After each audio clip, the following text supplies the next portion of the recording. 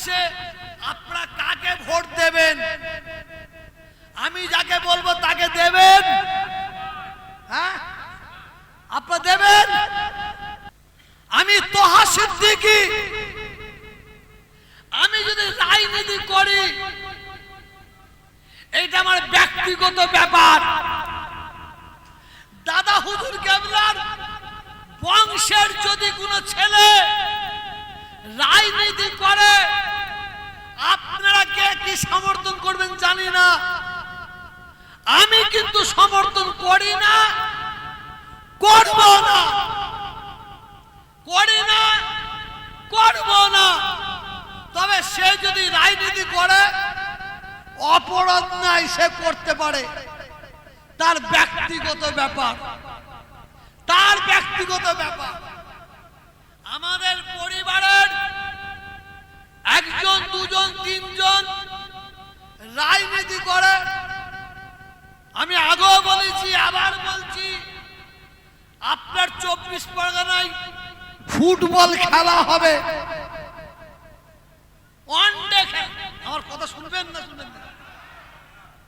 জোরে বলুন, জোরে বলুন। ওই বেঈমানটা আবার বলবে, ওর বক্তব্যকে শোনে নে। আচ্ছা এবার আওয়াজ দিয়ে, তকবীরের আওয়াজ দিয়ে বলুন তো, শুনবেন না শুনবেন না? জোরে বলুন।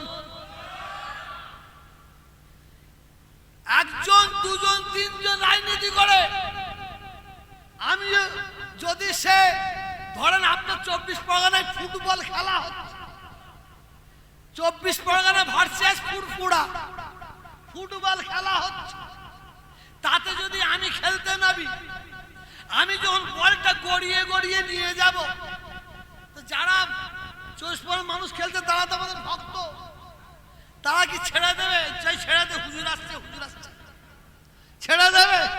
একটা কথা বলেন কেন? তারাও আটকাবে, আটকাতে যে ছাড়বে পায়ে, কি হলো? পা ভেঙে গেছে, দেখো না গো, আমি হুজুরের ছেলে, আমার পা ভেঙে দিয়েছে, এটা কেউ মেনে নেবে? জোরে বলুন না। তুমি লাট সাহেব খেলতে গেলে কেন? খেলতে গেলে কেন?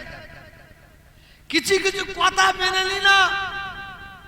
আমার বাড়ির অনেক ছেলেরা এরা প্রতিবাদ করেনি, অনেকে প্রতিবাদ করেনি, কারণ ওরা জানছে যা করছে তোহা ভাই করছে করুক, তোহা চাচা করছে করুক, আমরা প্রতিবাদ করব না। আমরা তো বেশ ভালোই জলসাই যাচ্ছি, জলসাই যাচ্ছি, অত সহজ নয়।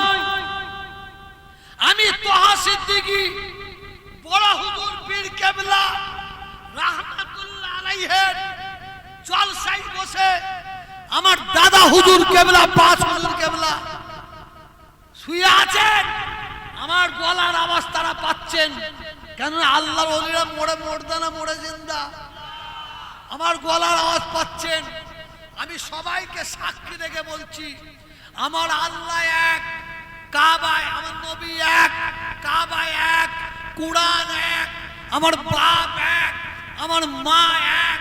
আমি তোহা সিদ্দিকী কোনদিন রাজনীতি করি না, করছি না, করব না। তবে হ্যাঁ, এই ভারতবর্ষে, এই বাংলায় যখন মুসলমানদের প্রতি আঘাত আসবে, মুসলমানদের প্রতি আঘাত আসবে, আমি তোহা সিদ্দিকী অন্যের বিরুদ্ধে রুখে দাঁড়াবোই দাঁড়াবো, কেউ আমাকে সামলাতে পারবে না, কেউ রুখতে পারবে না। তুমি বড় মাস্তান হয়েছ, দাদা হুজুর কেবলাকে নরেন্দ্র মোদীর সঙ্গে তুলনা করবে, আমি চুপ মেরে থাকবো। দাদা হুজুর কেবলাকে, এই ছোট হুজুর কেবলাকে অমিত শাহ বলবে, চুপ মেরে থাকবো। ফুরফুরা শরীফের আওলাদরা এরা ভিখারি, ভিখারি, আমরা ভিক্ষা করি। ও বাঁদর, ও বেঈমান, ও মুশরিক, ও জানে না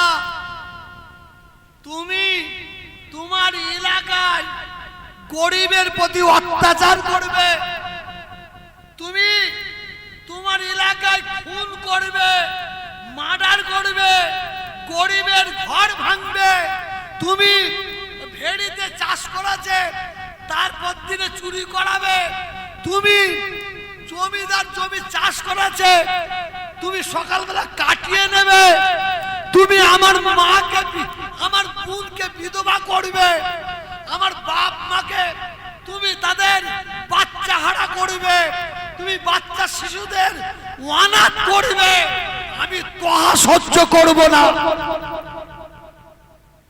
আমি তোহা সহ্য করব না। আমি যাব, কানে কানে কথা বলার আগে শোনো, আমি যাব নামাজের দিকে, একটু ভাঁড় ভাঙছি, অসুবিধা হচ্ছে না তো? অসুবিধা হচ্ছে না তো? শোনো, ওই বেঈমান, ওই মুশরিক, ওই কাফের, অনেক আবার চাটুকার, ওরা ইমাম নয়, ওদের ইমাম সাজিয়েছে, কাফের বলা যাবে, এই বলা যাবে, ওই বলা যাবে, ফতোয়া মারছে, ওদের সাজিয়েছে, ওদের দিয়ে বলাচ্ছে, ওদিকে ধার ধারি না। আমি শুধু আপনাদের বলতে চাই, আল্লাহর যে দুশমন সে আমাদের কি হবে? এই চুম্বনে বসে আল্লাহ মুখে দোয়া পড়ে যাবে। আল্লাহর যে দুশমন, যারা চুম্বনে আছেন কি আপনার দোষ? সকলে বলে আল্লাহর যে দুশমন, নবীর যে দুশমন, আল্লাহর মাহবুবের যে দুশমন, সে আমাদের দুশমন। শুধু বাংলা নয়, শুধু ভারত নয়, সারা পৃথিবীর কোন প্রধানমন্ত্রী, রাষ্ট্রপতি, এমপি, এমএলএ, সভাধিপতি, সভাপতি, প্রধান, যদি কেউ আমরা মুসলমান, আমাদের ঘরে জোর করে বলে এ মুসলমান তোদের বাড়িগুলো আমাদের দিতে হবে, আমরা বলবো নিয়ে নে। কি বলবো? কি বলবো? নিয়ে নে। এ মুসলমান তোদের গাড়িগুলো আমাদের দিতে হবে, আমরা কি বলবো? নিয়ে নে। তোদের জমিগুলো দিতে হবে, তোদের কারখানাগুলো দিতে হবে, আমরা বলবো নিয়ে নে, নিয়ে নে। সারা পৃথিবীর রাষ্ট্রপতি, প্রধানমন্ত্রী, মুখ্যমন্ত্রী, এমপি, এমএলএ, প্রধান, সভাধিপতি, যদি কোন মানুষ যদি বলে এ মুসলমান তোদের ঈমানটা দিতে হবে, জোরে বলুন, জোরে বলুন, এই স্টেজ থেকে উঠে চূড়া পা দিয়ে বুকের খাঁচা ভেঙে দেব।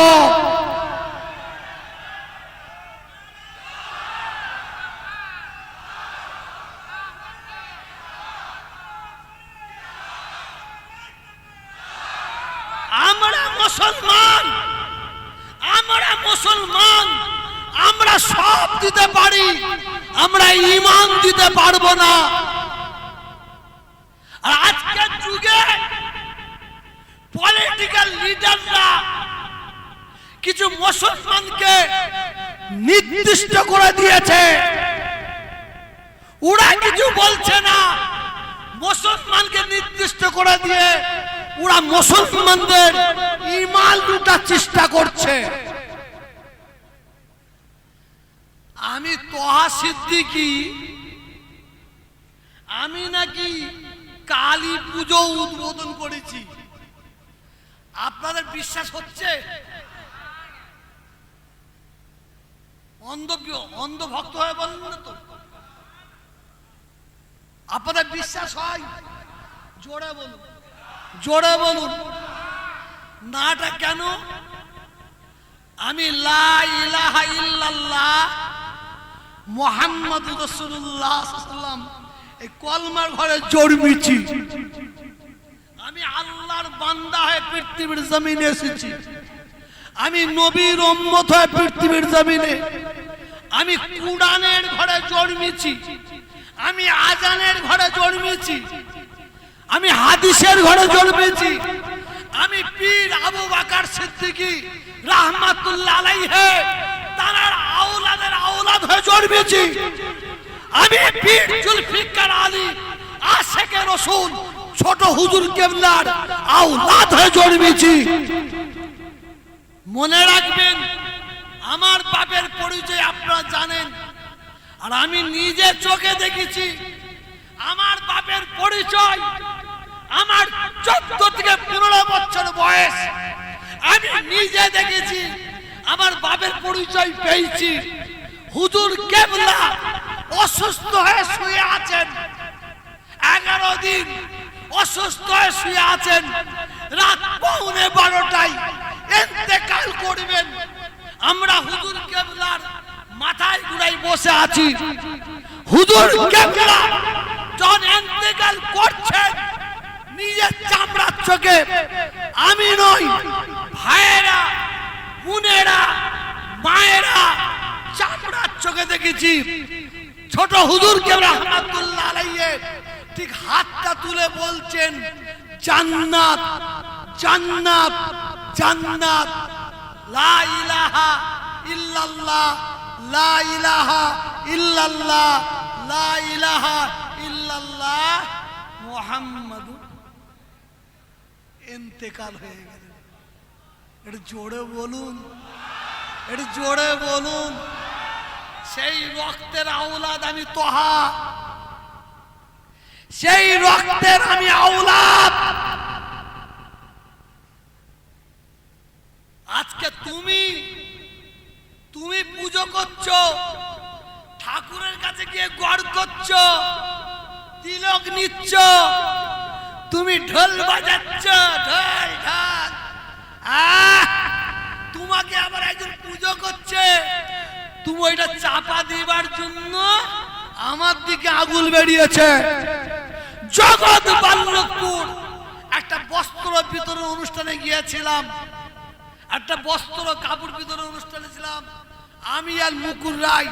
সেখানে একটা ফেতে কেটেছি বস্ত্র বিতরণ অনুষ্ঠানে, সেই থেকে কাগজে লিখেছিল কালী পুজো, সঙ্গে সঙ্গে প্রোটেস্ট করেছি, আবার তার জবাবও দিয়েছে। কোন একজন আমাকে বলেছিল, তুমি তো কালী পুজো করো, এই কালী পুজো কি বলে উদ্বোধন করেছো। আমি তাকে বলেছিলাম, আমি যদি কালী পুজো উদ্বোধন করি, আমি আমার বউকে 3টে তালাক দেবো। আর তুই বল, তুই যদি মিথ্যা বলিস, তোর বউকে 3টে তালাক দিবি? সেই থেকে সে আর আওয়াজ করে না, সে আর আওয়াজ করে না, চুপ মেরে গেছে। আসুন, খুব মনোযোগ দিয়ে শুনুন, খুব মনোযোগ দিয়ে শুনুন। আমি বাংলার মানুষদের উদ্দেশ্য করে বলছি, রেকর্ডিং হচ্ছে।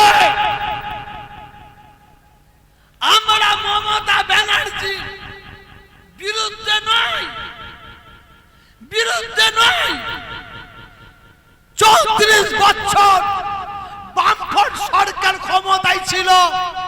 21, 22, 23 সালে সব 3 দিনে কম করে 30 লক্ষ মানুষ আসতো।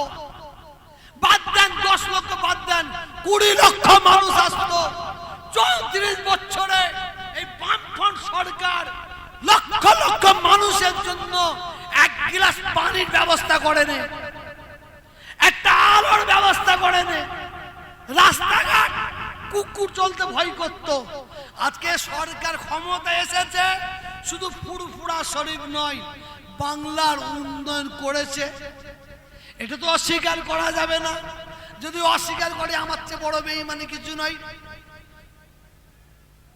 উন্নয়ন করেছে বলতে কি অসুবিধা আছে? তবে এই সরকার দীঘায় জগন্নাথ মন্দির করেছে, করুক, আমার হিন্দু ভাইদের জন্য করুক, আপত্তি নাই। ওই দীঘায় 40% মুসলমান যায়। আমি মমতা ব্যানার্জিকে আমি বলেছি ববি হাকিমকে বলেছি, মলয় ঘটককে বলেছি, অরূপ বিশ্বাসকে বলেছি, মন্দির করেছেন আমাদের আপত্তি নাই, কিন্তু ওয়াকাবের সম্পত্তি দিয়ে, ওয়াকাবের অর্থ দিয়ে ওই দীঘায় একটা মসজিদ করা হোক, এই দাবিটা আমার ভুল বলা হয়েছে? একটু জোরে চিল্লে বলুন। হিটকো রাজারহাটে 13টা মন্দির করা হয়েছে, 13টা মন্দির করা হয়েছে। আবার একটা হচ্ছে কয়েকশো কোটি টাকা দিয়ে। হোক, আমার হিন্দু ভাইরা পুজো পার্বণ করুক, আনন্দ করুক, এতে আমাদের হিংসা নাই। কিন্তু আমি দাবি রেখেছি ওই হিটকো জমির উপরে ওয়াকাবের সম্পত্তি দিয়ে একটা মসজিদ করা হোক। এই দাবিটা কি আমার ভুল? আওয়াজ নাই কেন? ভুল। আসুন, আপনি আপনার থানা এলাকায় যাবেন, প্রত্যেকটা থানার সম্মুখে একটা করে কালী মন্দির আছে, কালী মন্দির আছে। করুক করুক, আমার অসুবিধে নাই। আমার প্রশাসনের হিন্দু ভাইয়েরা তারা পুজো করবে, তাদের ধর্মের কাজ করুক। কিন্তু মুসলমান প্রশাসনরা তারা কি অন্যায় করেছে? আমি মমতা ব্যানার্জির কাছে, ববি হাকিমের কাছে, অরূপ বিশ্বাসের কাছে, মলয় ঘটকের কাছে আমি দাবি রেখেছি প্রত্যেকটা থানায় ওয়াকাফ সম্পত্তির টাকা দিয়ে মসজিদ নয়, একটা করে নামাজ ঘর করে দেওয়া হোক। দাবিটা ভুল? একটু দাবিটা ভুল? আওয়াজ দিয়ে বলুন, আওয়াজ দিয়ে বলুন। আসুন, অন্যায়কে অন্যায় বলতে যেন পারি, নাইকে যেন নাই বলতে পারি। আপনারা আমার জন্য দোয়া করবেন। আমি যেদিন এই বড় হুজুরকে ইসল সাহেব শপথ নিয়ে যান, আমি যদি যে কোনো সময় যদি আপনাদের ডাকি, আপনারা আমার পাশে থাকবেন? হাত তুলে দেখান, হাত তুলে দেখান। নারে তাকবীর, নারে তাকবীর। আসুন, শুধু মমতা ব্যানার্জির দোষ দেখলে হবে না, ভুল দেখলে হবে না, তার কাজটাও দেখতে হবে, তার কাজটাও দেখতে হবে। তবে হ্যাঁ, আমরা একটু ফাঁদে পড়ে আছি, একটু ফাঁদে পড়ে আছি। ওখানে আছে বাঘ, আর এখানে একটা পুকুরে কুমির, আমরা মধ্যখানে বসে আছি। আমরা যদি বাঘের কাছে তাড়া করতে যাই বাঘকে, ওটা আমাদের তাড়া করবে, তা আমরা দৌড়ে কোথায় পড়বো? কুমিরের কাছে।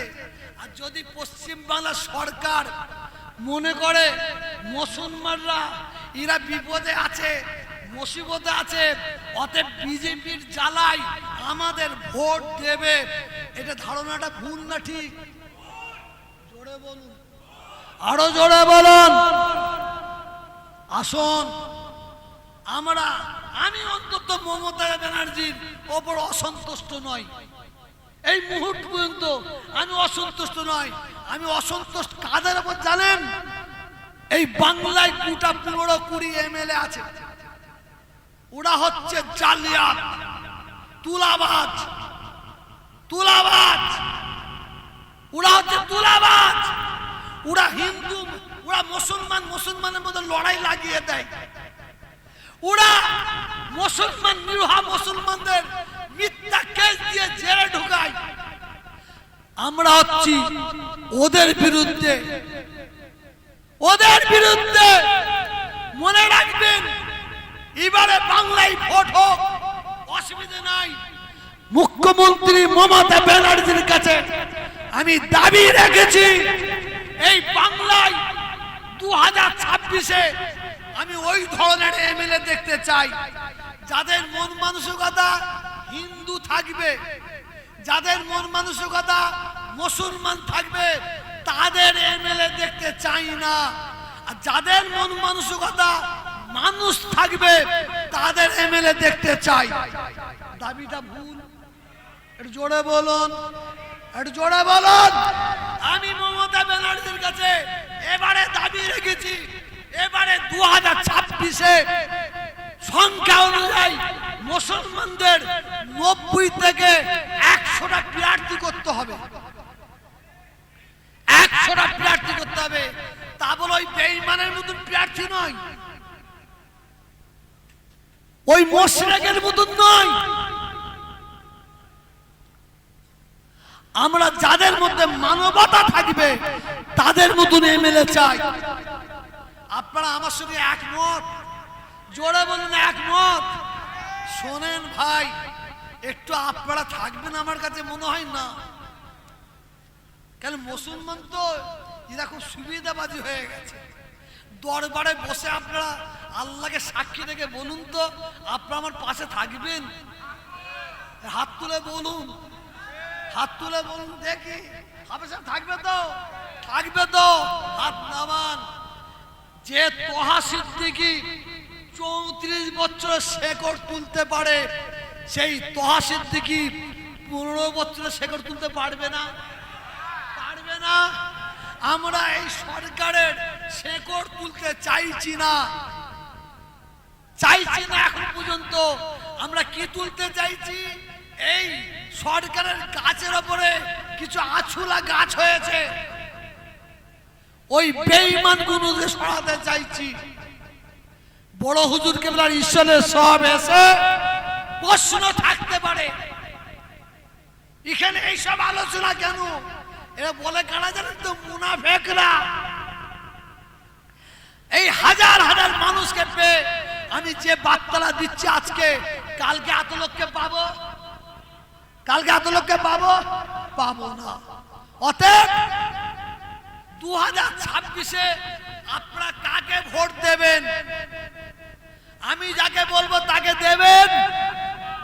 হ্যাঁ, আপনারা দেবেন?